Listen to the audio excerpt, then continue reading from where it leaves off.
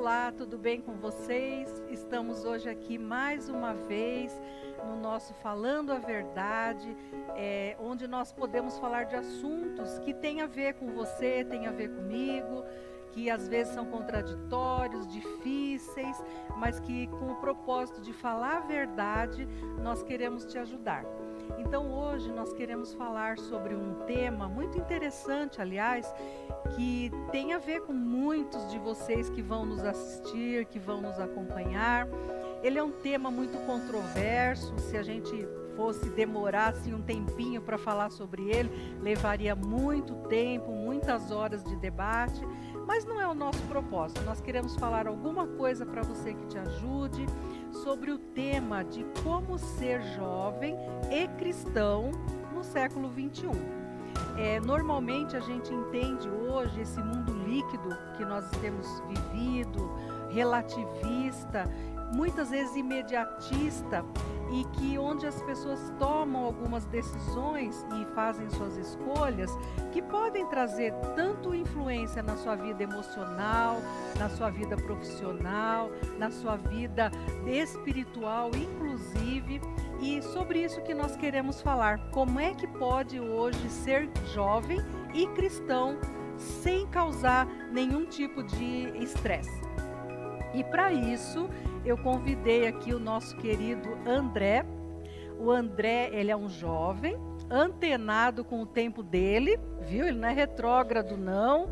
Ele gosta muito dos absolutos, até por causa da área que ele atua, viu? Ele gosta de 1 mais 1 igual a 2.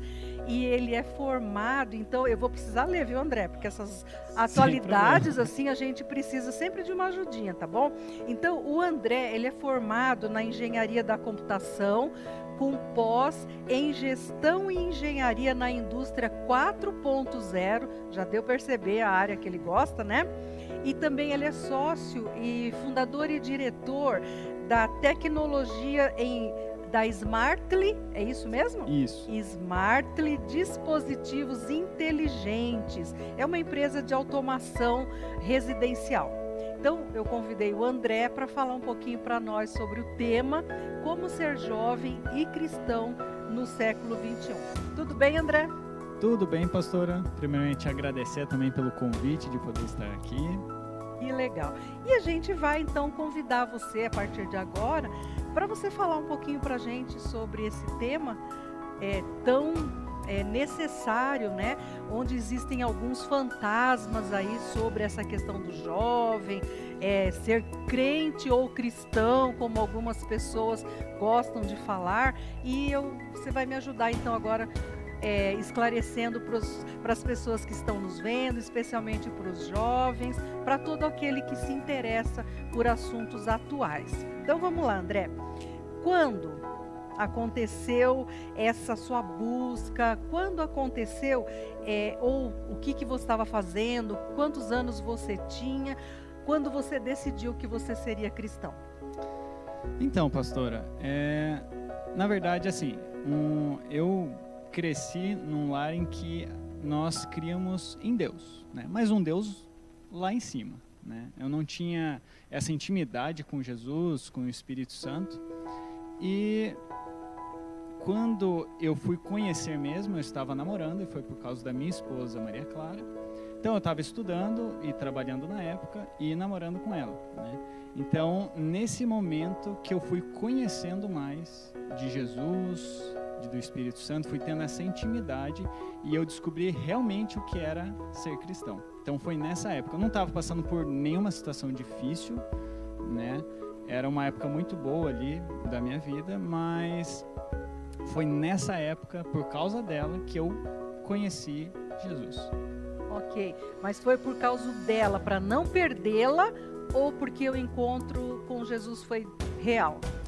Então, eu acho que até é uma experiência vivida por muitos jovens, né? Uhum. Mas inicialmente era por causa dela.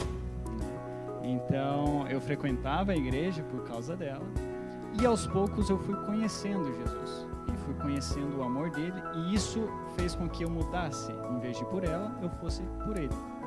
Então, mas no começo confesso que era por causa dela. Ah, tá. Então, vamos dizer assim, tem algumas motivações que podem levar as pessoas até um contato com Deus ou com Jesus, mas que no final da história a gente percebe que existe um comprometimento real com Jesus. É verdade isso? Foi assim para você? Foi assim, pastora. E eu acho que Jesus conhece todas as estratégias, né? Então ele usa de todas as estratégias para atrair a gente também. Então eu acho que sim, tem esse lado aí, e no final a gente vai por amor mesmo a ele.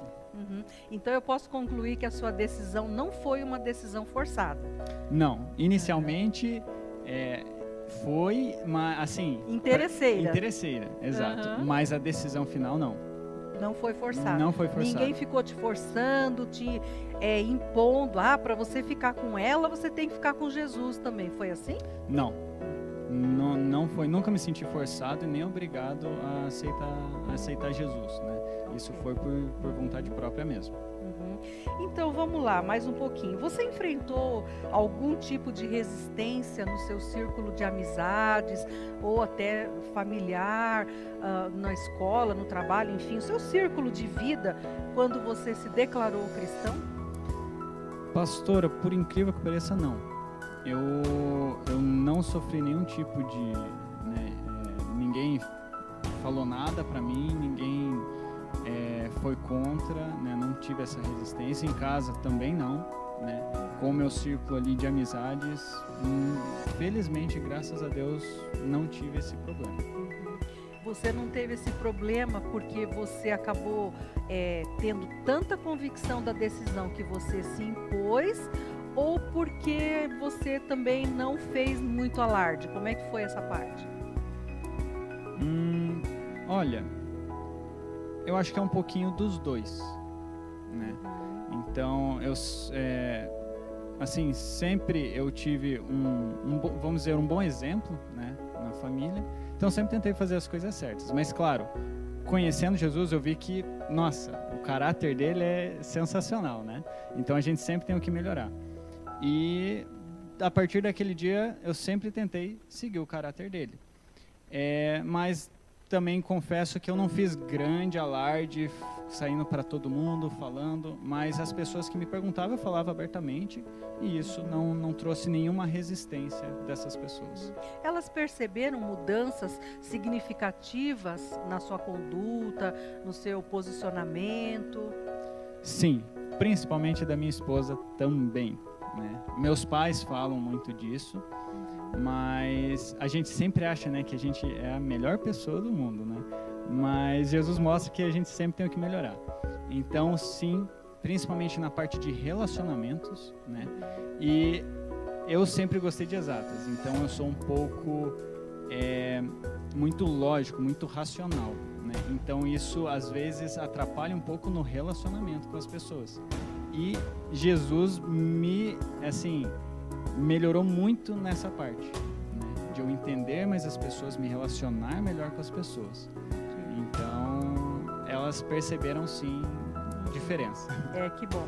Na questão, inclusive, do caráter, eu vejo assim que algumas pessoas, especialmente jovens, eles trazem algumas falas sobre como eles tinham condutas na antiga vida, vamos dizer assim, e depois que eles assumem essa vida com Jesus.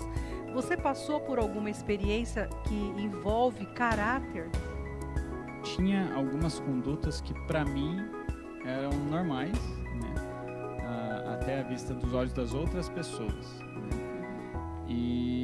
Mas eram coisas que para mim era considerado normais, mas não era tão assim distantes, né, de uma coisa certa. Eu tinha convicções de que muitas coisas assim é igual hoje. Já que Deus ama a gente, então Ele não vai ter problema a gente fazer isso, porque Ele ama a gente, né? E eram algumas convicções nesse tipo. E depois que você conhece, você vê o porquê que tem tudo isso. Porque Ele ama muito a gente. Quando a gente entende esse amor, a gente entende isso, né? essas coisas que a gente, quando a gente não conhece, é certo, mas depois que a gente conhece Jesus, a gente vê, opa, não é bem por aí, o caráter de Cristo é diferente, ele aponta para outro lugar. Mas não era assim, eu não tive nada tão distoante assim a ponto de, né, não sei. Eu pergunto isso, André, não para te constranger, mas é que normalmente a gente ouve assim dos jovens, né? É uma conduta natural dos jovens. Eles são mais liberais, eles não veem problema nas coisas, dizendo assim: agora eu sou jovem, quando eu ficar mais velho eu vou me preocupar com tal coisa. Então, o jeitão de ser de um jovem é aquela coisa livre, sexo, drogas e rock and roll. Quer dizer, não tem problema experimentar isso, participar daquilo ou vivenciar alguma outra coisa, né? Muito interessante que hoje em dia, com essa questão de liberação de alguns posicionamentos, como o aborto, como o sexo. Aliás, sexo sempre foi uma coisa liberada, mas velada, né? Interessante isso. Todo mundo curtia nesse sentido, mas ninguém botava no jornal. Agora ninguém mais se preocupa nem de esconder o que faz, né? Então, por isso que eu pergunto, tinha alguma coisa assim que, né? Então, como você já me falou, nisso você estava tranquilo. Mas tem uma outra coisa que a gente percebe bastante, é que quando um jovem decide ser cristão, de acordo com os princípios absolutos da palavra, pessoas se estressam e não querem mais conviver com pessoas que mantêm agora uma forma especial de ser como cristão. Você perdeu algum relacionamento importante quando você decidiu e declarou que agora você era cristão? Não perdi, e acho que foi assim, graças a Deus ele colocou pessoas, né, amigos muito bons, porque eles se aproximaram, né? Eu acho, claro, é o amor de Jesus que toca, porque eu acho que a gente carrega daí algo diferente. E eu não perdi, assim, amizades, não tenho em mente nenhuma que eu tenha perdido, nenhum relacionamento que tenha sido afetado por essa escolha. Na verdade, melhoraram. Que bom.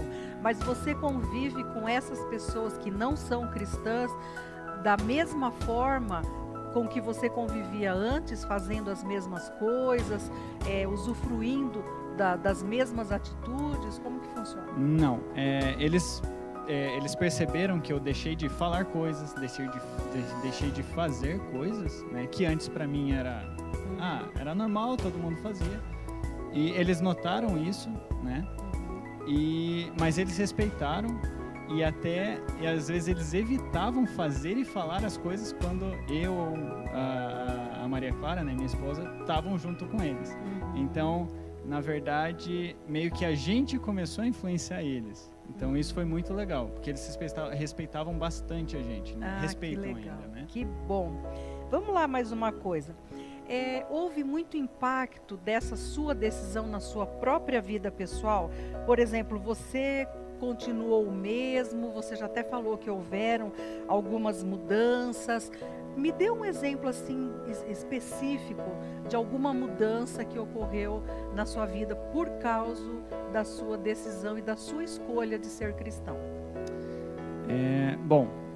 Houve mudanças mesmo, né, na minha vida. Uma delas era com relação ao próprio casamento, né, ao sexo no casamento, né, uma coisa que para hoje, se a gente for ver, parece que é tudo normal, tudo deliberado. Então isso para mim, quando eu conheci Jesus, eu realmente entendi isso daí. Então isso mudou, né, o meu entendimento sobre isso. Mudou meu entendimento também o fato de eu me relacionar com as pessoas e entender melhor as pessoas, né? Claro, isso eu ainda tenho melhorado e tenho caminhado para isso, mas eu era uma pessoa muito teimosa, né? Que achava que eu sempre tinha razão e sempre estava certo. Então, isso foi uma das maiores mudanças que as pessoas notaram, né? Que eu comecei a realmente a entender elas também e a deixar de acreditar que eu estava certo, né? Lá por exemplo, um versículo que fala isso é lá em Provérbios 5, no Provérbios 3, versículo 5, que fala: confie no Senhor de todo o seu coração e não se apoie no seu próprio entendimento. E eu me apoiava muito no meu próprio entendimento, né? Então, uma das coisas foi isso. Que legal. E quando a gente tem essa perspectiva de que a gente se aferra de ficar muito firmado nas próprias convicções, a gente tem algumas consequências, né, desastrosas. Os relacionamentos realmente não são bons, a imagem da gente fica muito comprometida, e quando a gente tem a oportunidade de mudar então de uma forma benéfica, a impressão que a gente tem é que o mundo se abre para a gente. Porque a gente se torna, a gente não era antes, mas a gente se torna respeitável por causa da nossa conduta. E nesse sentido, como jovem, você já tem percebido isso? Sim, pastora, tenho percebido sim esse benefício, assim, né? Então, diariamente, ainda mais lá na empresa, que tem vários jovens também, né? Então, isso é muito legal. Porque hoje tem um texto bíblico que Paulo fala para Timóteo, que ele não deve permitir que as pessoas o desprezem por ele ser um jovem, porque ele tinha já muitas responsabilidades.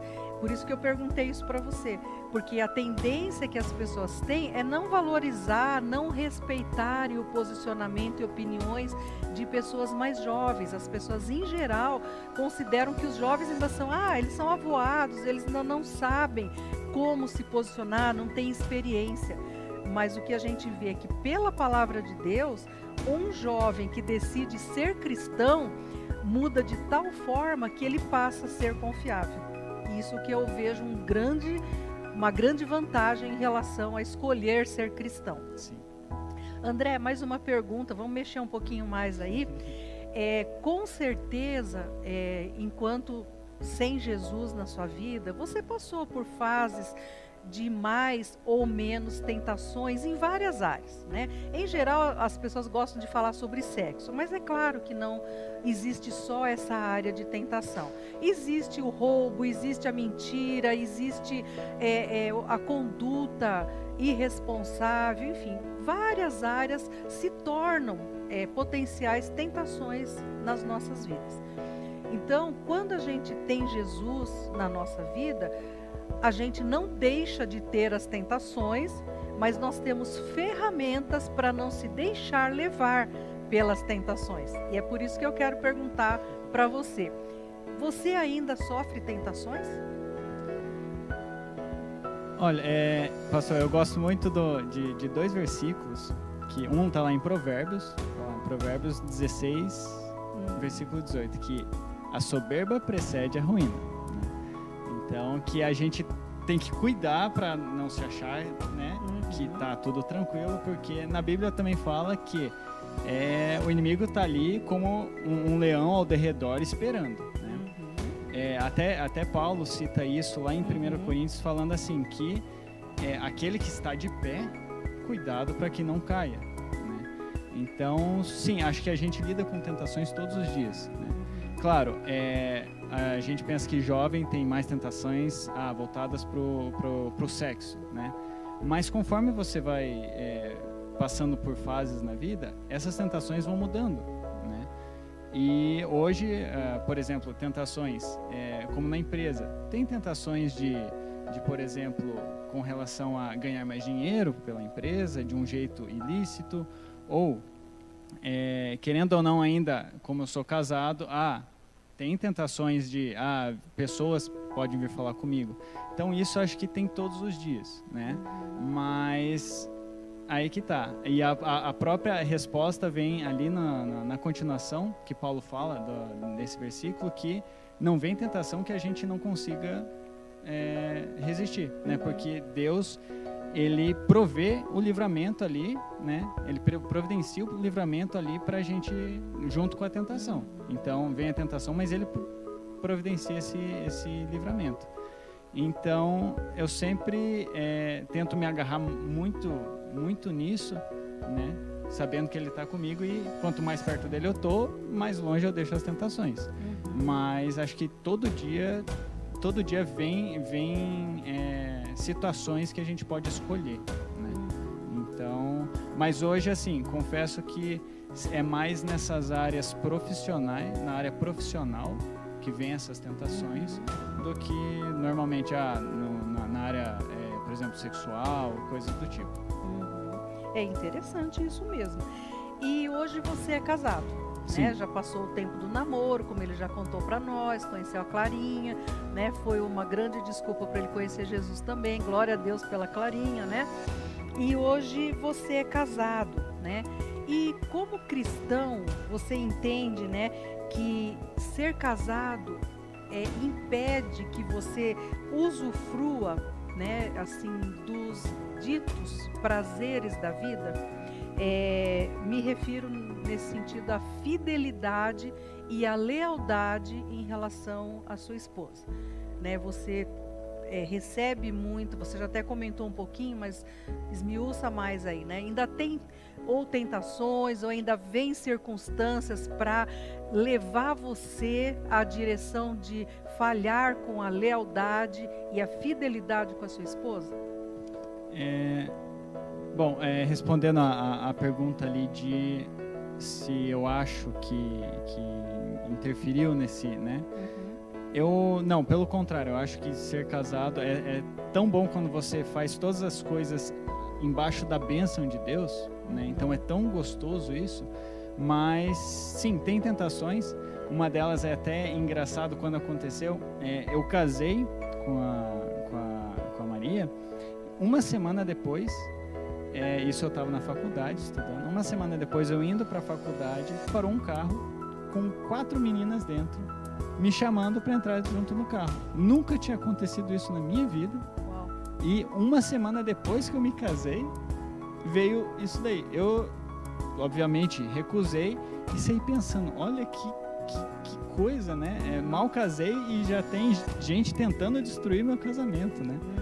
Então, tem sempre, assim, eu acho que isso todo casal vai lidar com tentativas, né, do inimigo ali de tentar destruir. Mas minha opinião é que, nossa, não tem coisa mais prazerosa do que ser casado. Que legal. Viu, meninos e meninas, jovens?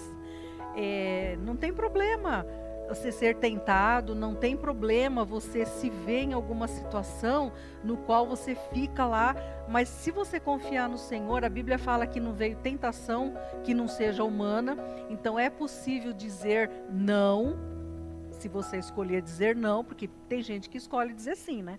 E aí vem toda aquela série de consequências.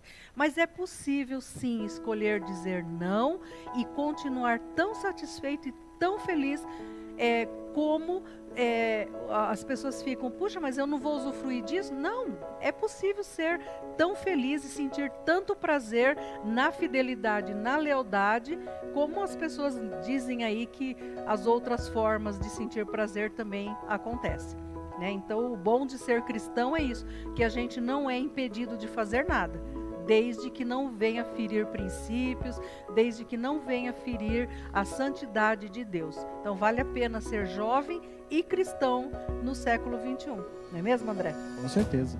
E no ambiente profissional, você já colocou alguma coisinha aqui? Você tem uma empresa, enfim, né? E existem conflitos dentro da empresa no que se refere a manter firme o seu princípio de obedecer a palavra quando vem situações que te balançam. Porque é verdade que ganhar dinheiro é bom, né? Opa, com certeza. Quanto mais a conta ficar cheinha, melhor, né? Pois é, mas e quando chega essa hora que você recebe uma proposta, por exemplo, de fazer algum trâmite que não seja tão legal, que não seja nem saudável, que vai colocar em risco a sua reputação, o seu caráter e até o seu bem-estar pessoal, porque viver na ilegalidade traz muito peso emocional. Como é que você lida quando alguém traz uma proposta indecente para você no seu trabalho, na área profissional? Bom, ainda mais como eu sou sócio da empresa, né, sou um dos diretores ali, a gente vê que hoje na sociedade parece que tudo incentiva você para dar sempre um jeitinho, né? Então a gente, nossa, já teve inúmeras situações que era possível sim fazer coisas ilícitas para ter uma vantagem, mas graças a Deus, pastora, não só eu, mas os outros sócios também, a gente assim sempre conversou e nunca teve dúvida ou um conflito no que escolher, porque justamente é tão bom quando você está tranquilo, né? Você pode descansar a cabeça ali bem tranquilamente, né?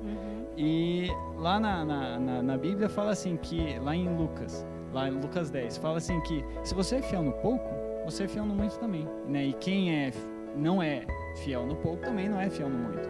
E a continuação fala que se você não é digno de confiança das riquezas desse mundo, quem que vai confiar a verdadeira riqueza? Então, se a gente não pode ser fiel na empresa, né? Ou com essas coisas que Deus coloca na nossa vida, como que a gente vai saber administrar as coisas dele, né?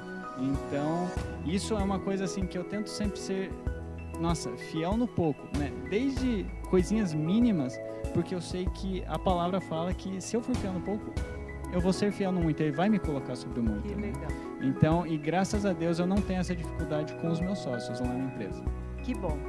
Então, pelo que a gente percebe, André, você nunca se arrependeu da decisão que você tomou de se tornar verdadeiramente cristão? Não, pastora, graças a Deus, e acho que é por ele mesmo, eu nunca me arrependi. Foi uma escolha que inicialmente eu estava meio assim, né?